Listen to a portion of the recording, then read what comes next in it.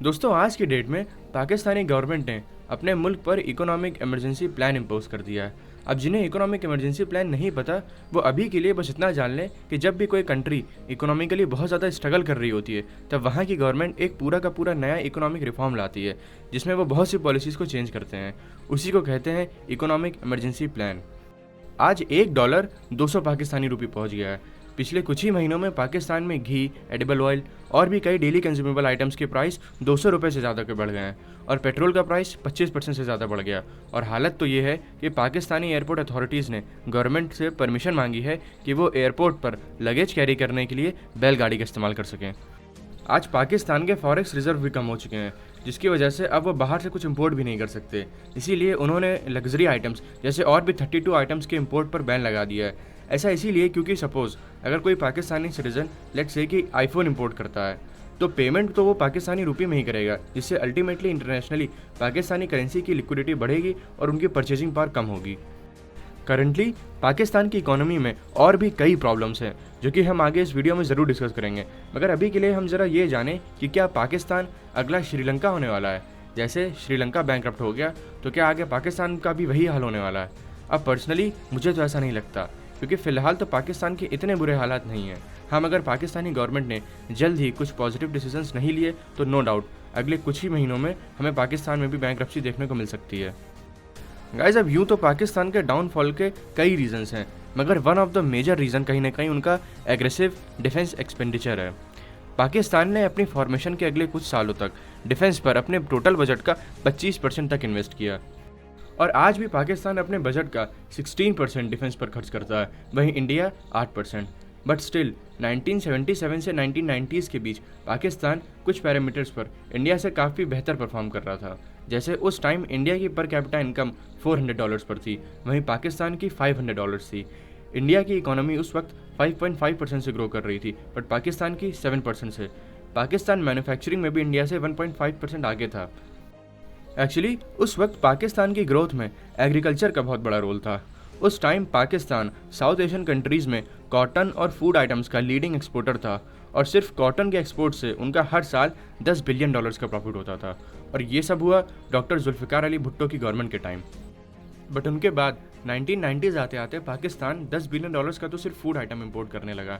पाकिस्तान की इस हालत का जिम्मेदार उनका बढ़ता हुआ कर्ज भी है, जो कि उन्होंने बाकी देशों से लिया है। करेंटली पाकिस्तान का डेट टू जीडीपी रेशियो 85% का है, एंड 8 से 10 साल पहले उनका डेट 6 ट्रिलियन का था, जो कि आज बढ़कर $30 ट्रिलियन का हो गया है।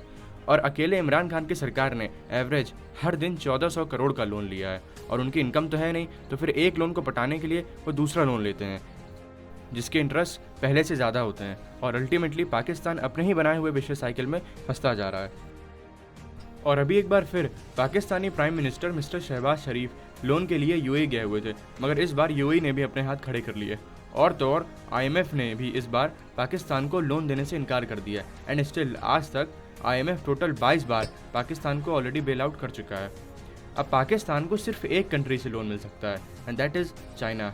और ऑलमोस्ट 100% चांसेस हैं कि चाइना पाकिस्तान को लोन प्रोवाइड कर देगा, ये जानते हुए भी कि पाकिस्तान लोन रीपे करने की सिचुएशन में नहीं है, ताकि वो बाद में पाकिस्तानी एसेट्स जैसे उनके एयरपोर्ट वगैरह एक्वायर कर सके, बिल्कुल वैसे ही जैसे चाइना ने श्रीलंका का हम्बनटोटा पोर्ट एक्वायर कर लिया था।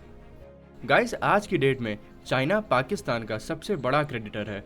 पाकिस्तान की फाइनेंस मिनिस्ट्री के हिसाब से 2015 में उनका 9.3% लोन अकेले चाइना से था, जो कि आज 2022 में 24% हो गया है, यानी 7 सालों में 200% की ग्रोथ। और आज जो पैसा CPEC यानी चाइना पाकिस्तान इकोनॉमिक कॉरिडोर में लगाया जा रहा है, उसका आधे से ज़्यादा पैसा बीजिंग से ही आ रहा है। CPEC हाईवेज और रेलवेज का एक नेटवर्क है, जो कि पाकिस्तान के ग्वाडर पोर्ट को सीधा चाइना से कनेक्ट करेगा। और जब 2015 में इस प्रोजेक्ट की शुरुआत हुई, तब पाकिस्तान इकोनॉमी के लिए ये एक टर्निंग पॉइंट माना जा रहा था। बट आज की डेट में कई एक्सपर्ट्स का ये मानना है कि ये प्रोजेक्ट सिर्फ चाइना के लिए प्रॉफिटेबल है। गाइज, ये $70 बिलियन का प्रोजेक्ट है, बट आज की डेट में इसमें ऑलरेडी 100 बिलियन से ज़्यादा खर्च हो चुके हैं, और बस काम इसका 25% खत्म हुआ है। और अब कहीं ना कहीं चाइना भी इस प्रोजेक्ट में उतना इंटरेस्टेड नहीं है। दोस्तों, CPEC की कंस्ट्रक्शन की जिम्मेदारी एक चाइनीज़ कंपनी को मिली थी कि वो ग्वादर पोर्ट को वर्ल्ड क्लास पोर्ट में कन्वर्ट करेंगे, बट आज की डेट में वो पोर्ट अपनी स्ट्रेटेजिक लोकेशन की वजह से चाइना के लिए महज एक इम्पॉर्टेंट नेवल बेस बन चुका है, और चाइना ने अपनी 10% नेवी वहाँ डिप्लॉय करी हुई है।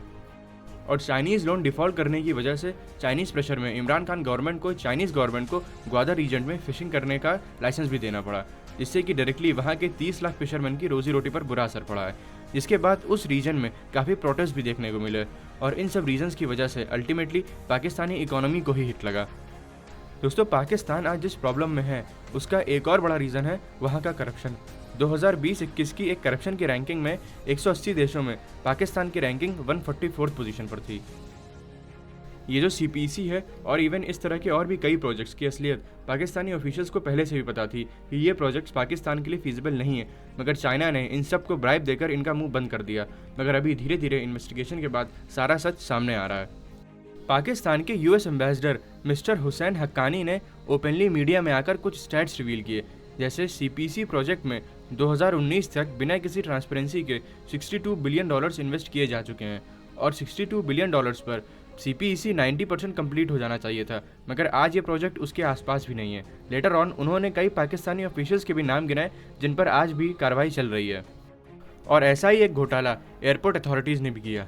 एक्चुअली इस्लामाबाद एयरपोर्ट में एक बिल्डिंग के लिए पाकिस्तान ने चाइना से लोन लिया और रूल्स के तहत उसकी कंस्ट्रक्शन की जिम्मेदारी भी एक चाइनीज़ कंपनी को ही दी। और इस रूल के तहत चाइना का लोन में दिया हुआ पैसा घूम फिर के वापस चाइना में ही आ जाता है, ऊपर से इंटरेस्ट अलग से मिलता है। और एयरपोर्ट की उस बिल्डिंग की कॉस्ट आई लगभग $2.6 बिलियन, जो कि अपने आप में बहुत ज़्यादा थी। $2.6 बिलियन में इंडिया में 5 फुल्ली फ्लेज्ड एयरपोर्ट्स बन सकते हैं, वहीं इस्लामाबाद एयरपोर्ट अथॉरिटीज़ ने सिर्फ एक बिल्डिंग बनाई। और इससे भी बड़ा स्कैम तो ये है कि उस बिल्डिंग में इतना इन्फीरियर क्वालिटी का मटेरियल यूज़ हुआ कि बिल्डिंग बनने के कुछ ही महीनों बाद कोलैप्स कर गई। बाद में इन्वेस्टिगेशन में पता ये चला कि उस स्कैम में 13 army officers, air marshal, airport officials और कई MNAs भी इन्वॉल्व थे। गाइज, आज की डेट में चाइना पाकिस्तान में कोई भी कंस्ट्रक्शन करवा रहा है तो उसकी कीमत ज़रूरत से 2.5 गुना ज़्यादा है। दोस्तों, अब आगे बढ़ते हुए समझते हैं कि कैसे टेररिज्म ने पाकिस्तान को बर्बाद किया है, क्योंकि हम पाकिस्तान की बात करें और टेररिज्म ना आए ऐसा तो हो ही नहीं सकता। पाकिस्तान ने जिन टेरर ग्रुप्स को अपने यहाँ शेल्टर दिया था, आज वही उनके लिए दीमक बन चुके हैं। पाकिस्तान में कई मिलिट्री कू और टेररिज्म में इन्वॉल्व होने की वजह से वहाँ का इन्वायरमेंट कभी स्टेबल ही नहीं रहता। इवन वहाँ आज तक किसी भी गवर्नमेंट ने अपना टर्म तक पूरा नहीं किया। इन सब वजहों से पाकिस्तान का FDI और भी कम हो जाता है और फॉरेन कंपनीज या तो चाइना या फिर इंडिया शिफ्ट कर जाती हैं। और टेररिज्म की वजह से पिछले कई सालों से पाकिस्तान में कोई इंटरनेशनल मैच भी नहीं खेला गया और ना ही Pakistani players Indian Premier League खेल पाते हैं।